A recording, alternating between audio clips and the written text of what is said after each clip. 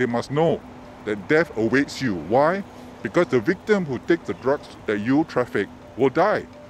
Welcome to Mothership Hits the Streets.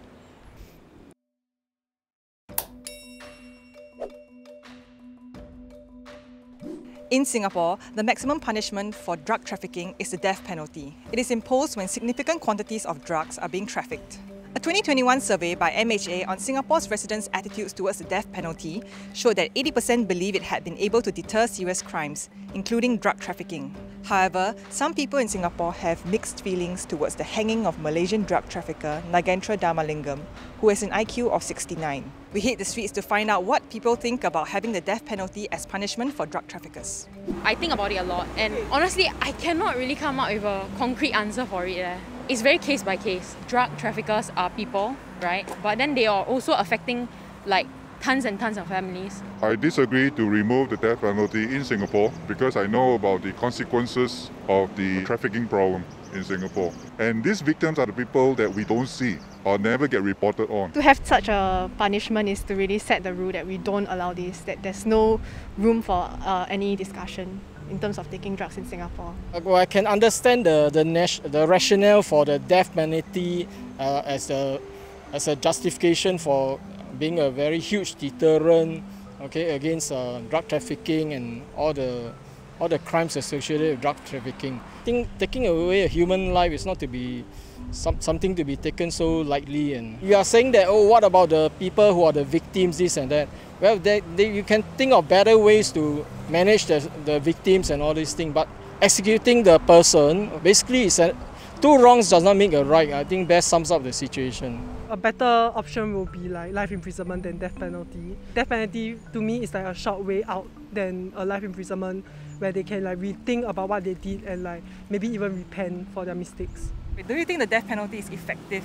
I think most of the time, yeah, because I think a lot of situations it will make people think twice.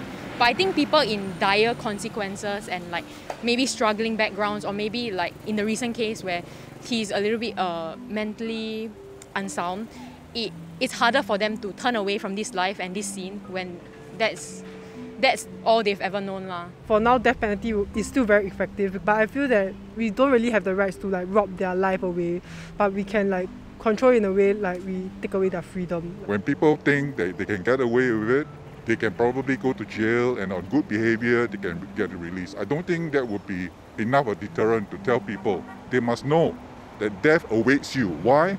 Because the victim who takes the drugs that you traffic will die. I feel like we're also setting a standard for other countries, that we are very harsh on it, so that maybe others who would like to make sure that to lower their rates Singapore is like a country for them to emulate. Whenever somebody is being arrested and then charged accordingly, and then it attracts a death penalty, it seems that it's a foregone conclusion that he's going to be hanged. No doubt the government has taken steps to somewhat address this situation. In situation where the arrested person, gives a lot of assistance to the authorities, and to help them, arrest more of the same. I think this is very, very narrow, because not everybody, in fact most of them don't qualify. I think a better situation will be legislation to say that no death penalty for all. The period of incarceration will be tailored according to how much assistance the convicted person renders to the authorities. Why do we victimize those victims to a death penalty and allow the trafficker free? And why should the Singaporean pay taxes to support criminals who kill people by selling drugs? So I don't understand that, Death penalty protects both parties. It stops the drug problem, it threatens the people who are going to traffic it, but it protects the people as well who might become victims of it. So it makes it a deterrent. These are things that can be changed for the better. I believe there's a growing number of people who are against the death penalty, whether it's meted out in respect of drug trafficking offences or for other capital offences. People are fighting for removal of the death penalty.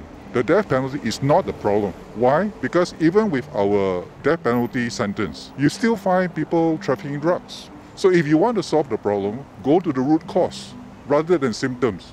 The symptom of the problem is people being put to jail and about to be hang and so on. But that is not the problem. Go to the root of the problem. I hope Singapore continues to discuss on the topic of death penalties because it's something that it's very controversial, so it really opens the thoughts of youth to situations or things in Singapore. So it's a good topic for everybody to really discuss and ensure that nobody actually does drugs. Many recognise that sentencing drug traffickers to the death penalty has to be done judiciously, such as saying that it should be done on a case-by-case basis. The death penalty is not always implemented on drug traffickers.